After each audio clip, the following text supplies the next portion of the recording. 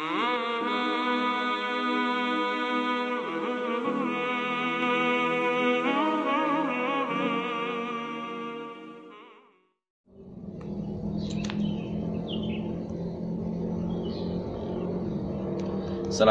warahmatullahi wabarakatuh. Bismillah, alhamdulillah, salatu wassalamu ala rasulillah, la hawla wa la quwata illa billah.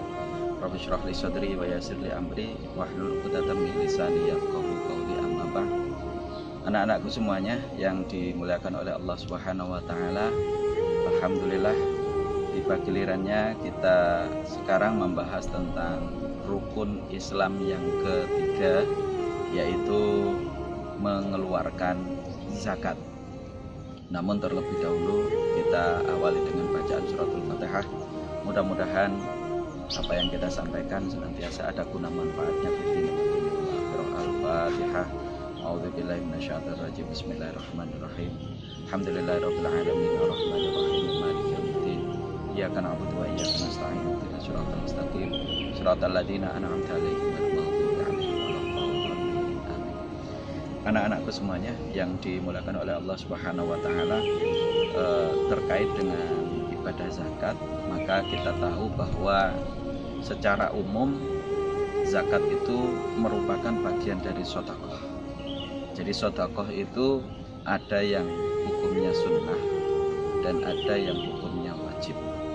Hukumnya sunnah itu adalah semua kegiatan ketika kita mengeluarkan sebagian dari harta kita berikan kepada orang atau lembaga yang pas atau yang membutuhkan, maka itu namanya sedekah sunnah. Tetapi untuk yang wajib ini adalah zakat. Jadi zakat ini adalah bentuk sedekah yang wajib.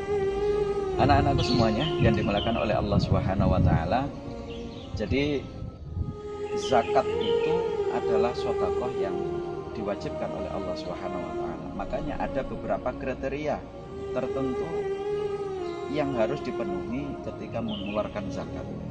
Baik dari sisi yang mengeluarkan zakat maupun dari sisi orang yang menerima zakat. Ini ada ketentuannya, tidak boleh ngawur. Iya. Maka kita perlu sedikit mengenal terkait dengan ketentuan tersebut. Yang pertama yaitu muzakki, yaitu orang yang berkewajiban mengeluarkan zakat.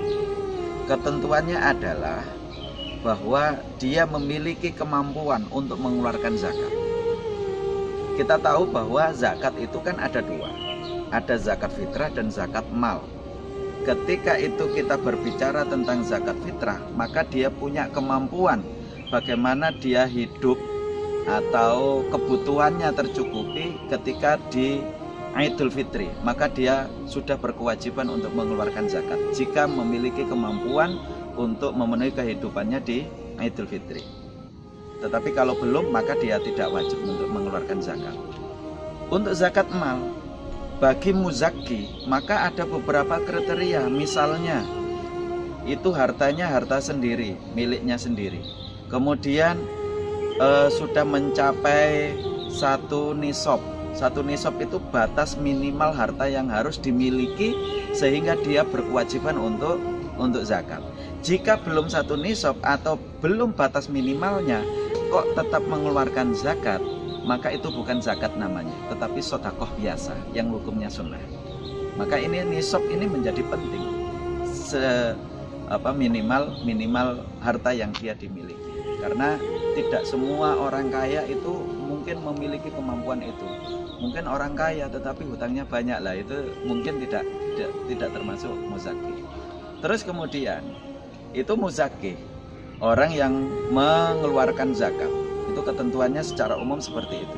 Kemudian mustahik, maka mustahik ini adalah kepada orang, jadi bukan kepada lembaga. Karena Allah Subhanahu wa taala telah menunjukkan 8 golongan orang yang berhak menerima zakat. Semuanya adalah orang, golongan orang, bukan lembaga. Jadi zakat tidak bisa diberikan kepada masjid, kepada panti asuhan. Bukan panti asuhannya yang diberikan zakat, tetapi penduduk yang ada di panti asuhan itu, warga yang ada di dalamnya yang mendapatkan zakat, bukan panti asuhannya. Maka kita mengenal ada 8 asnaf. Nah, 8 asnaf atau 8 golongan itu, yang pertama adalah fakir, kemudian ada miskin, ada orang yang berhutang, gharim, ada orang yang berjuang di jalannya Allah, fi sabilillah. Ada orang yang ibnu sabil, orang yang melakukan perjalanan. Ada mu'allaf, orang yang baru masuk Islam. Kemudian ada ini itu bagian dari mustahik, iya, mustahik yang jadi semuanya itu adalah apa namanya? Semuanya adalah orang. Sekali lagi, semuanya adalah orang. Akan berbeda kalau itu hukumnya sunnah, sedekah biasa, maka boleh kita ke masjid, ke pondok pesantren dan sebagainya. Nah, ini hal-hal yang perlu dibedakan oleh kita semuanya. Mudah-mudahan dengan seperti ini menjadi jelas bagaimana batasan-batasan sedekah biasa yang hukumnya sunnah maupun wajib yang dalam hal ini adalah zakat. Barangkali itu yang bisa Pak Sirot sampaikan, kurang lebihnya mohon maaf. Ihdinas siratal mustaqim. Wassalamualaikum warahmatullahi wabarakatuh. Subhanakallahumma bihamdika asyhadu an la ilaha illa anta astaghfiruka wa atubu ilaik.